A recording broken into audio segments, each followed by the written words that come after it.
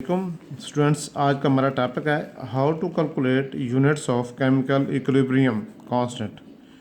Units of chemical equilibrium constant. बेटा आप जानते हैं कि केमिकल इक्विलिब्रियम कांस्टेंट को हम के सी से रिप्रेजेंट करते हैं। ठीक है, तो के सी बेटा बेसिकली क्या है? K C is the ratio between concentration of products and concentration of reactants. Kc is the concentration of products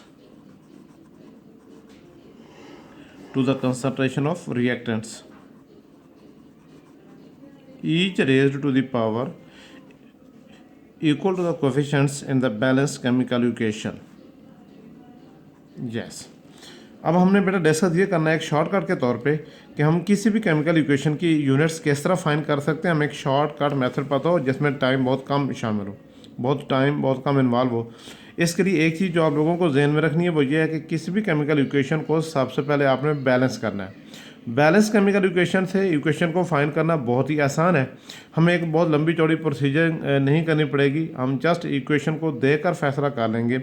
हाँ, एक चीज़ देखें कि K C is equal to concentration of products over concentration of reactors. Product की concentration को हम numerator में लिखते हैं, जबकि रिएक्टर की कंसंट्रेशन को हम डिनोमिनेटर में लिखते हैं। और जब हम के सी की यूनिट्स फाइंड करते हैं तो के सी की यूनिट्स लिखते इस तरह हैं, के C is equal to mole per decimetre cube. जो फाइनल हमारे पास इक्वेशन आती है या रिजल्ट आता है तो याद रखें C प्लस डी जो कंसंट्रेशन ऑफ प्रोडक्ट्स है, mean number of moles of products, minus A plus B. ठीक है ना, mean number of moles of products minus number of moles of reactants होते हैं। ठीक है ना।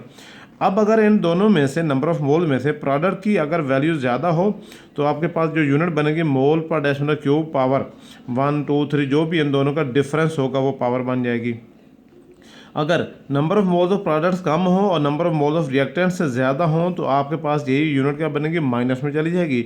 या आप इसको दूसरे मीनिंग में लिख सकते हैं के C is equal to 1 over mole per decimetre cube. अगर आपके पास कंसंट्रेशन ऑफ रिएक्टेंट या mean number of moles of reactant ज़्यादा होंगे तो यही इनका जो डिफरेंस होगा वो यहाँ पर न्यूमरेटर में आ जाएगा। ठीक है ना, क्योंकि उस केस में A प्लस बी की वैल्यू ज़्यादा है as compare to C plus D. तो यहाँ पे जो डेल्टा N आएगा वो यहाँ पर आ जाएगा। If concentration of number of moles of reactants are greater than number of moles of product, तो ये इक्वेशन होगी। दूसरा केस कि अगर हमारे पास number of moles of products ज़्यादा हैं तो यही न्यूमरेटर में जाएगी, mole per decimetre cube power delta N यहाँ पर आ जाएगी। और in this case number of moles of products are greater than number of moles of reactant. ठीक है, तो ये चीज़ याद रखनी है। अब इस केस के लिए हम 2-3 इक्वेशन चेक करते हैं एग्जांपल के तौर पर कि वाकई यही इक्वेशन बनती है। सबसे पहले इक्वेशन हमारे पास है 2SO2 plus O2 goes to हम 2S3। इक्वेशन हमारे पास बेटा देखें सॉल्व नहीं है, इसको हम सॉल्व करते हैं। ठीक है, इक्वेशन हमारे पास है SO2 plus O2 goes to form SO3। सबसे पहला काम कि इक्वेशन को बैलेंस करें। जब हम इक्वेशन को बैलेंस करेंगे तो ये होगा 2SO2 plus O2 goes to form 2SO3। अब हमारे पास there are 3 moles of reactants 2 plus 1 and there are only 2 moles of product 2 which is only SO3। तो क्योंकि यहाँ पर रिएक्टेंट्स के नंबर ऑफ मोल्स ज़्यादा है एज़ कम्पेयर टू प्रोडक्ट, तो जितना ज़्यादा डिफरेंस होगा उतनी इनके नंबर ऑफ मोल की जो पावर है वो यहाँ पर डिनोमिनेटर में चली जाएगी। तो वेरी सिंपल लिखें K C is equal to concentration 1 over mole per decimetre cube, क्योंकि number of moles of reactants है 3, number of moles of product है 2, तो डिफरेंस है 1 का, तो पावर 1 यहाँ पर आ जाएगी। इसी चीज़ को हम सॉल्व करते हैं जिस तरह हम आम नॉर्मल मेथड में तय करते हैं कि किस तरह वाकई ये ठीक है या नहीं है। K C is equal to concentration of products SO3 power 2 divide by concentration of SO2 power 2 O2 power 1। अब इनकी जगह लिखें units, K C is equal to mole per decimetre cube power 2 divided by mole per decimetre cube power 2 mole per decimetre cube power 1। अब 2 से 2 cancel हो जाएगा, mean क्या बच जाएगा? के C is equal to 1 over mole per decimetre cube. तो इतनी ज़्यादा डिटेल में जाना और टाइम वेस्ट करने की ज़रूरत नहीं है। जस्ट इतना चेक करें कि इक्वेशन हमारी बैलेंस है। अगर इक्वेशन बैलेंस है तो जिसमें नंबर ऑफ मोल्स ज़्यादा होंगे उसकी पावर बन जाएगी। एक तो इक्वेशन ये होगी। दूसरी इक्वेशन हम वो चेक करते हैं जिसमें हमारे पास प्रोडक्ट के नंबर ऑफ मोल ज़्यादा हों और रिएक्टेंट के नंबर ऑफ मोल कम हो, ताकि हम दूसरा केस भी चेक कर सकें।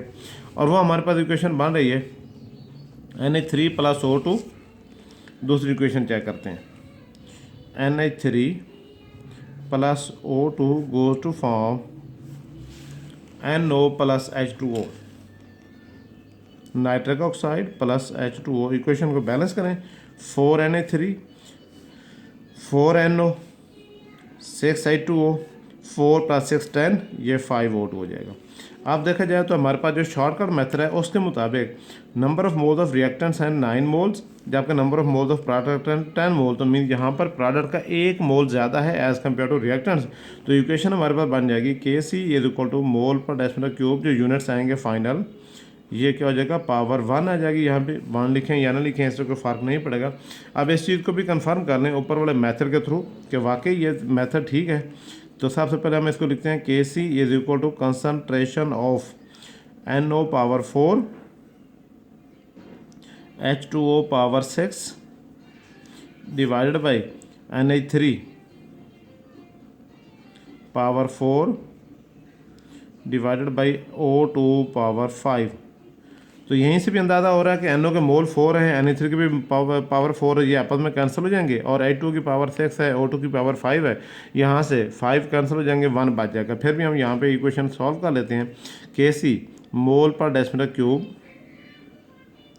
Power 4 mole per decimal cube power,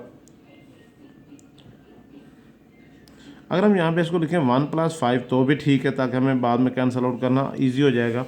divide by mole per decimal cube power 4 mole per decimal cube power 5।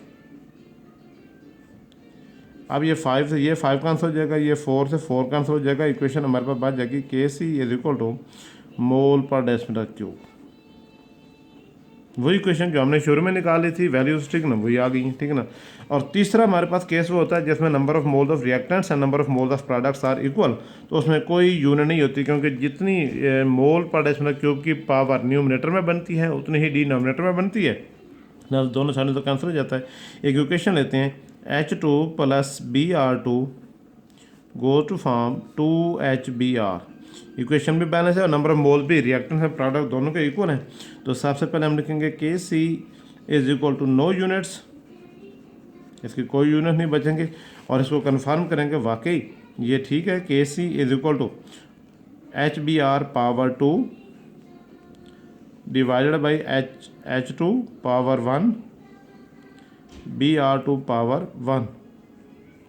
अब इनके अगर हम यूनिट्स लिखते हैं, Kc = mole per decimal cube power 2 divided by mole per decimal cube. Multiplication में power add हो जाती है, यहाँ पर ऐड कर लें, 2 से 2 कैंसिल हो जाएगा। इक्वल टू क्या हो जाएगा बेटा, नो यूनिट्स। क्या हो जाएगा, नो यूनिट्स। तो लिहाजा ये एक शॉर्टकट है पेपर में चेक करने का, ख़ुसूसन जब MCQs में क्वेश्चन आ जाए। टाइम शॉर्ट है तो ज़्यादा टाइम ना वेस्ट करें, ठीक है ना। डायरेक्ट इक्वेशन को बैलेंस करें और चेक करें कि किस तरफ number of moles of reaction ज़्यादा हैं या प्रोडक्ट ज़्यादा हैं, उसमें आप उसकी पावर बना दें और आपकी इक्वेशन एग्जैक्ट ठीक होगी। ओके।